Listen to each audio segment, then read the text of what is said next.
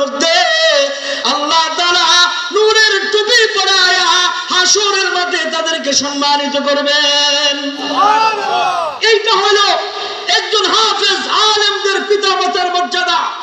মুস্তাদে বাজ্জার ইমাম বাজ্জার রাহমাতুল্লাহি আলাইহি হাদিস এনেছেন। ইমাম আবু আব্দুল্লাহ নাইসাবুরি রাহমাতুল্লাহি আলাইহি তার ঐতিহাসিক হাদিস গ্রন্থ আল মুস্তাদরাক আলা সহিহাইনের মধ্যে হাদিস এনেছেন। আল্লাহ তাআলা ময়দানে মাহশরে আলেমদেরকে ডাকবেন, ডেকে ইয়াকুলুল্লাহু আযজা ওয়া জাল্লা ইয়াউমাল কিয়ামা, আলেমদেরকে উদ্দেশ্য করে লিল উলামা, আল্লাহ পাক ইয কাদা আলা কুরসিয়িহি লিফাসলি ইবাদি, আল্লাহ পাক তার ভাষা অনুযায়ী চেয়ারের মধ্যে আসন গ্রহণ করবেন।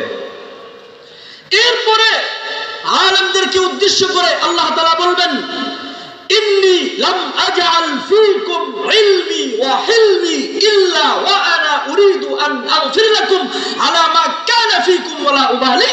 ও আলেমরা, আমি তোমাদেরকে আমার জ্ঞান, আমার প্রজ্ঞা, আমার ইলম শুধুমাত্র এই জন্যই দান করেছিলাম যে আমার আগে থেকেই সিদ্ধান্ত আর ফয়সালা তোমাদের গুনাহ থাকা সত্ত্বেও আমি তোমাদেরকে মাফ করে দেব। সুবহানাল্লাহ।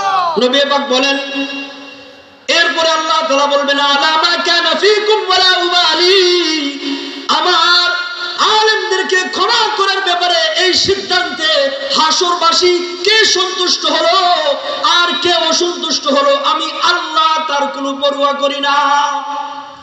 অন্য রাওয়ায়াতে আছে, ইনতালিকু মাগফুরান লাকুম ইনতালিকু ক্বাদ গফারতু লাকুম, হে আলেমরা উঠো, ক্ষমা প্রাপ্ত হয়ে সোজা জান্নাতের দিকে চলে যাও। সুবহানাল্লাহ। এই হচ্ছে একজন আলেমের মর্যাদা।